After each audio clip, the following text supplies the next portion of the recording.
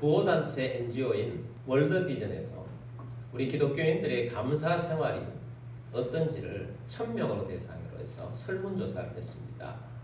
질문이 이런 것이었습니다. 당신은 감사 생활이 중요하다고 생각합니까? 라고 했더니 매우 중요하다. 96%가 매우 중요하다라고 했습니다. 그럼 당신은 감사를 하는데 마음으로 감사를 하기 때문에 감사를 표현하지 않아도 된다고 생각합니까? 라고 물었더니 감사가 중요하다고 하는 우리 기독교인들 중에서 63%가 그렇다라고 대답을 했다고 합니다. 마음으로 감사하면 됐지 굳이 감사를 표현할 필요는 없다. 이런 사람이 63%나 되었다는 것입니다. 우리 한국 기독교인들은 감사가 중요하지만 표현보다 마음으로 하면 됐다. 이런 사람이 더 많더라 하는 것입니다. 여러분에게 질문해 보겠습니다. 표현되지 않는 감사는 진짜 감사가 맞습니까? 표현하지 않는 감사가 진짜 감사가 맞습니까? 하나님은 어떻게 하실까요? 하나님은 우리 그리스도인들에게 감사를 늘 요구를 하십니다. 그리고 감사를 명령하죠. 감사하라 이렇게 명령을 합니다. 우리는 하나님 말씀을 따라서 감사를 잘 하는 사람이 되어야 할 것입니다. 예수님도 감사하는 것을 굉장히 기뻐하셨습니다. 누가복음 17장에 보면 10명의 나병 환자가 예수님을 찾는 장면이 나옵니다. 예수님이 지나가신다는 소문을 듣고 예수님께 오기는 왔으나 나병 환자였던 거로 예수님을 가까이 하지 못하고 멀리서 예수님께 부르짖었습니다.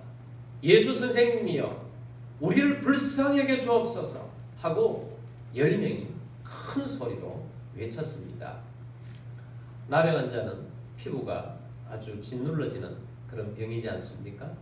이스라엘 백성들은 이 나병 환자가 확정이 되면 성 안에 있지를 못합니다.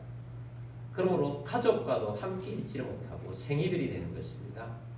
성이 보호막이 되고 안전막이 되어주고 생활의 거주지인데 성 밖으로 내친다는 것은 그들의 삶은 이제 더 이상 삶이 아닌 것입니다. 거지보다도 더 못한 삶이 되어지는 것입니다. 사람들을 가까이 할 수가 없습니다. 그래서 이 10명의 나병 환자도 사람들과의 격리된 속에서 예수님을 만나러 오긴 왔으나 멀리서 외칠 수밖에 없었습니다. 예수님께서 그들을 보시고 어떤 대답을 주셨느냐? 14절 말씀입니다. 누가복음 17장 14절 함께 봅시다.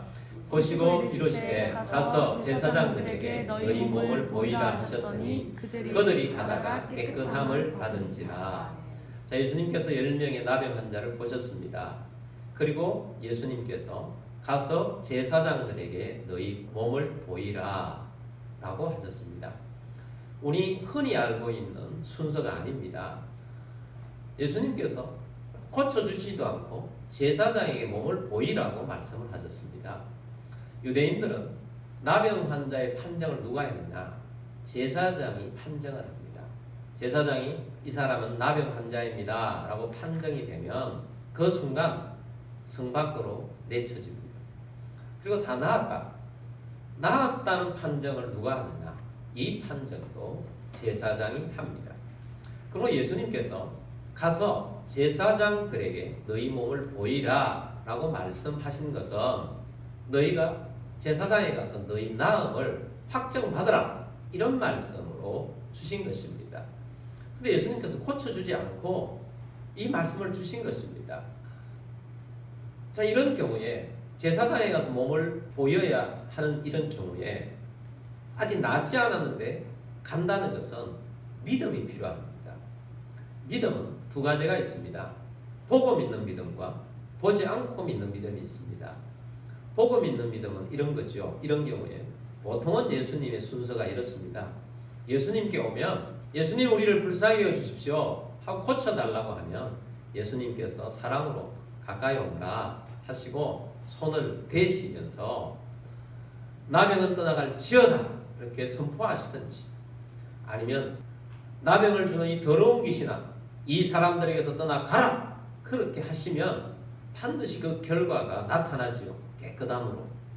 그러면 그 깨끗함으로 나타난 그것을 보고 나서 믿고 그 다음에는 제사장으로 가는 것입니다. 근데 보지 않고 믿는 믿음은 고쳐지지 않았어요. 근데 예수님께서 제사장에 가서 너희 몸을 보이라 라고 한 이 말씀을 따라서 믿고 믿음을 가지고 그 가는 과정에 제사장에 가면 고쳐질 것이고 고쳐졌다는 확증을 받을 것이다 라는 믿음이 있어야 제사장에게 갈 수 있는 것입니다. 이것이 보지 않고 믿는 믿음인 것입니다. 어떤 믿음이 더 큰 믿음입니까? 보고 믿는 것은 사실을 보고 믿는 것이기 때문에 있는 것 그대로를 보고 믿는 것입니다. 어떤 사람은 보고도 안 믿는 사람들이 있죠. 근데 대체적으로는 보면 믿습니다. 그런데 보지 않는데 믿을 수 있다는 것은 말씀을 믿는 것입니다. 예수님을 믿는다는 것은 우리가 보지 않고 믿는 믿음이 많습니다. 우리가 구원받는 믿음도 본 것이 아닙니다. 우리가 천국을 가본 것이 아닌데 천국이 있다고 믿습니다. 예수님의 십자가가 나를 구원했다고 믿습니다. 무엇으로 믿습니까? 말씀 때문에 믿는 것입니다. 보지 않고 믿는 거예요. 근데 이 10명의 나병 환자들이 제사장에게로 갑니다. 신기하죠? 다 믿음이 있었던 겁니다. 어느 누구도 예수님 안 고쳐주고 가라니 무슨 말씀입니까? 이런 사람은 한 사람도 없었습니다. 믿음이 있었습니다. 믿음은 기적을 불러옵니다.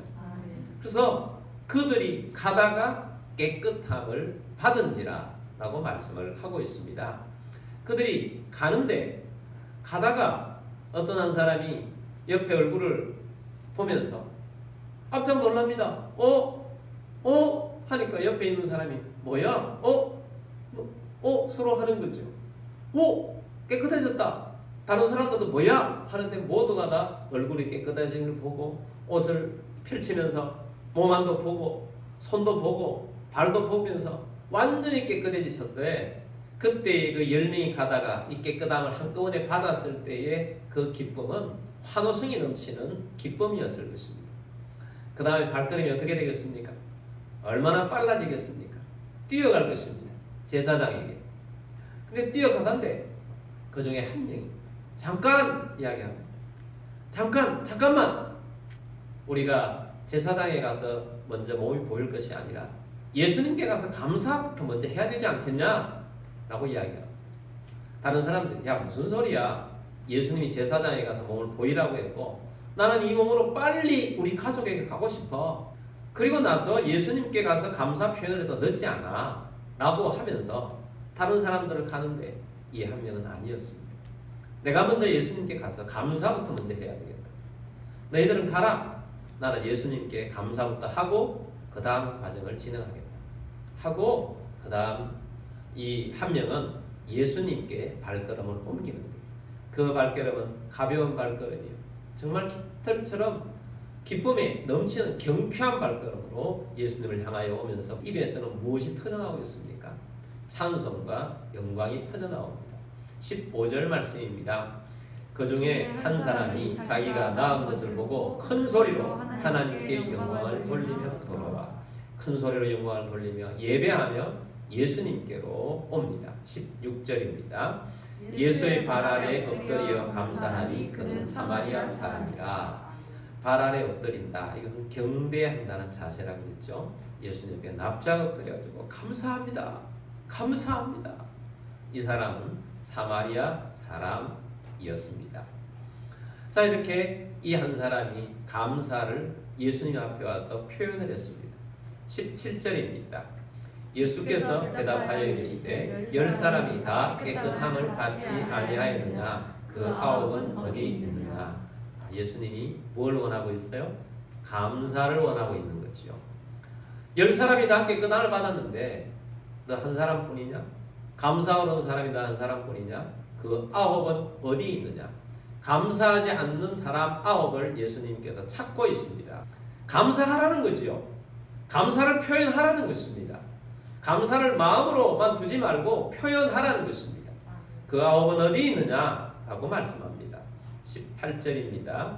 이 이방인 외에는 하나님께 영광을 돌리러 돌아온 자가 없느냐 하시고, 예수님께서 이 이방 사마리아 사람, 이 사람 외에는 하나님께 영광을 돌리러 돌아온 자가 없느냐, 예수님께서 매우 안타깝게 여기신 것입니다.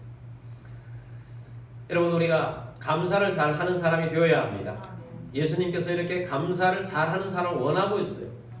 오늘 이 말씀을 들으면서 이 추수감사주일에 오늘 우리 마음에 새겨야 할 것이 있습니다. 어떻게 하면 우리가 감사 생활을 잘 할 수 있는 사람이 될 수 있을까? 나는 감사 생활을 잘 하는 사람이 되어야 되겠다. 이 마음을 여러분 속에 새기시고 오늘 세 가지를 제시를 할 것입니다. 이 세 가지를 마음속에 품고 감사를 잘하는 사람이 되기를 주의로 축복합니다. 첫 번째는 감사가 먼저다는 것입니다. 자, 이 10명 중에 다른 사람들은 제사장에게 가서 먼저 판정받는 것이 먼저였어요. 그런데 이 한 사람은 감사가 먼저였던 사람입니다. 감사가 우선순위의 제일 앞자리에 있는 사람이었다는 것입니다. 우리는 많은 생활, 많은 삶이 있습니다. 그 삶 속에서 우리의 삶의 가장 앞자리에 있어야 할 것이 뭐다? 감사라는 것입니다. 하나님께 영광을 돌리고 하나님 앞에 예배하고 감사하는 삶이 가장 먼저다 하는 것입니다. 여러분, 감사가 먼저인 사람이 되기를 바랍니다. 감사가 앞자리에 있어야 한다는 거예요. 감사는 미뤄두지 말고 먼저 하라는 것입니다. 감사를 먼저 할 때 주님께서 기뻐하십니다. 주님은 감사를 받으시고 또 복을 주세요. 자, 이 한 명에게 예수님께서 칭찬하시고 또 예수님께서 복을 선포해 주셨습니다. 19절 말씀입니다. 그에게 이르시되 일어나 가라, 내 믿음이 너를 구원하였느니라 하시더라. 아멘. 일어나 가라, 내 믿음이 너를 구원하였느니라. 이 사람은 유대인이 아니었잖아요. 이방인이었습니다. 사마리아 사람이었습니다. 그 당시에 유대인들은 사마리아 사람들을 아주 저주받은 그런 사람으로 여겼던 것입니다. 그런데 예수님께서 너는 구원받은 사람이다. 너는 하나님의 백성이다. 이렇게 선언해 주신 것입니다. 여러분, 오늘 우리들도 감사하는 자가 되기를 원합니다. 감사를 표현합시다. 여러분, 원래 우리는 많은 삶이 있었습니다. 여러분 삶 가운데 지금도 풀리지 않은 숙제도 있을 수 있습니다. 그러나 감사할 것도 많습니다. 저는 개인적으로 이 코로나 전국이 많이 완화가 된 것이 얼마나 감사한지 모르겠습니다.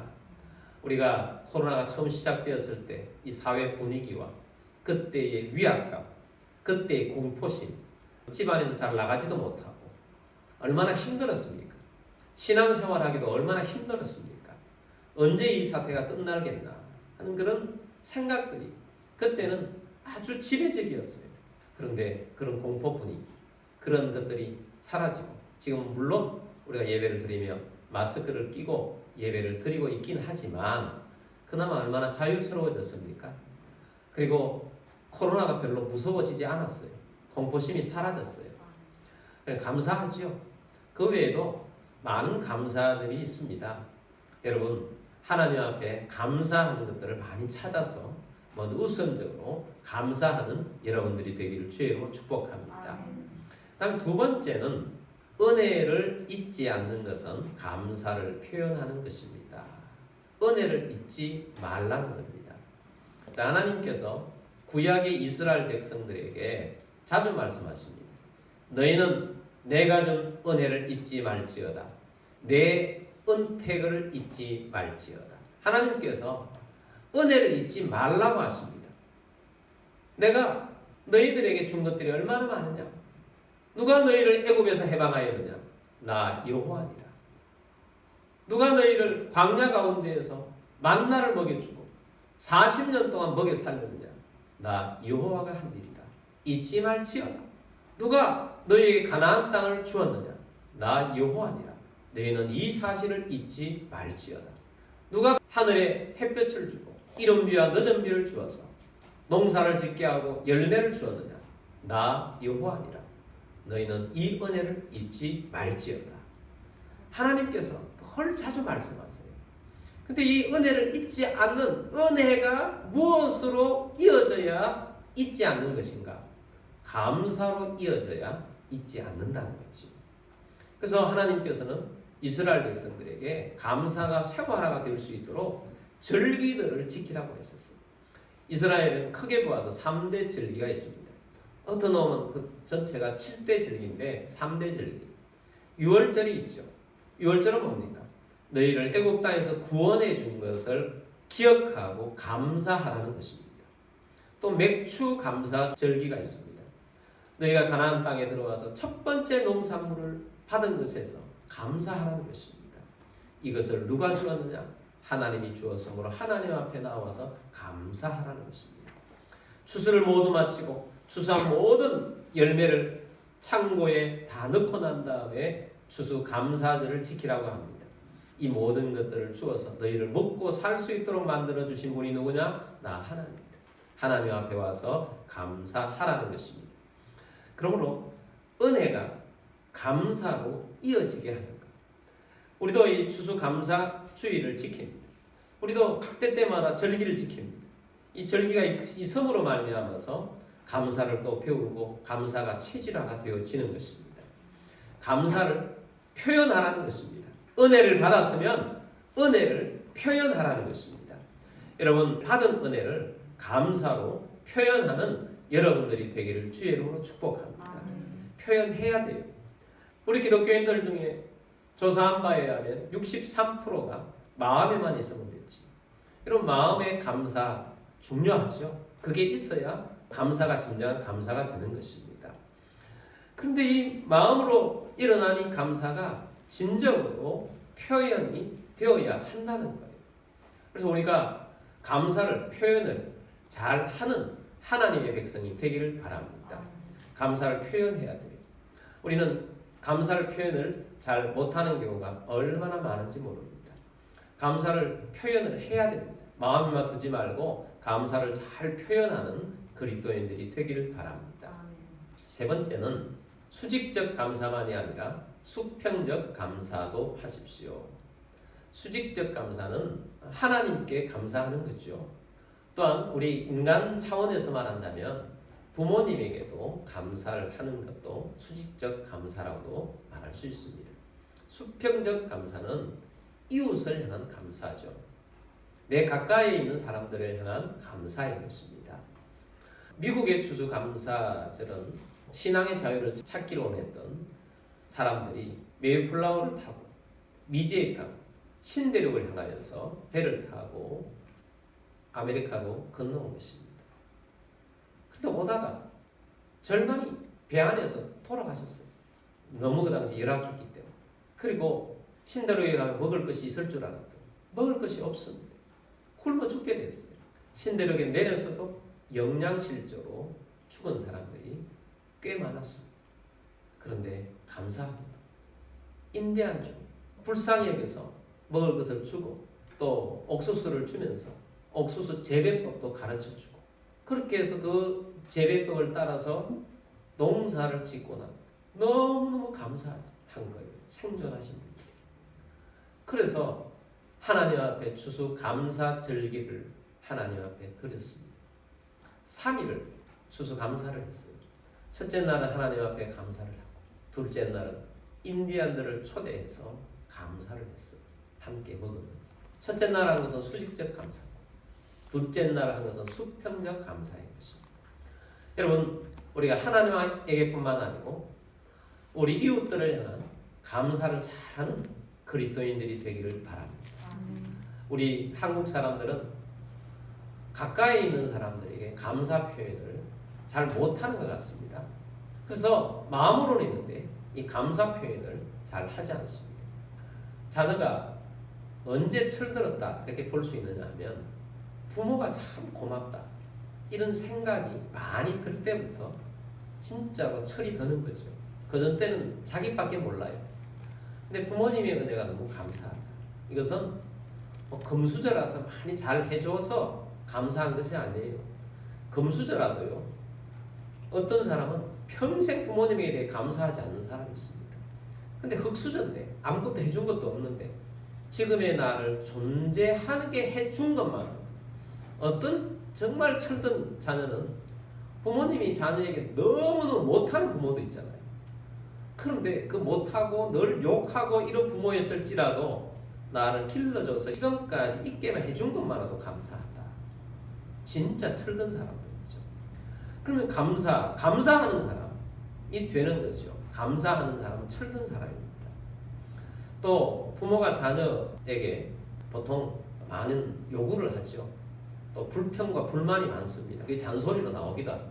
교육기라는 명목으로 이것 해라 저거 해라 또 잘못할 때는 많이 나무라기도 합니다. 근데 감사의 표현들 부모가 못하는 경우가 많죠.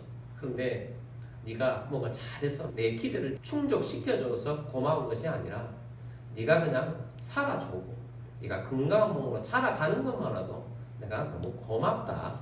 네가 있는 것으로만으로도 든든하다.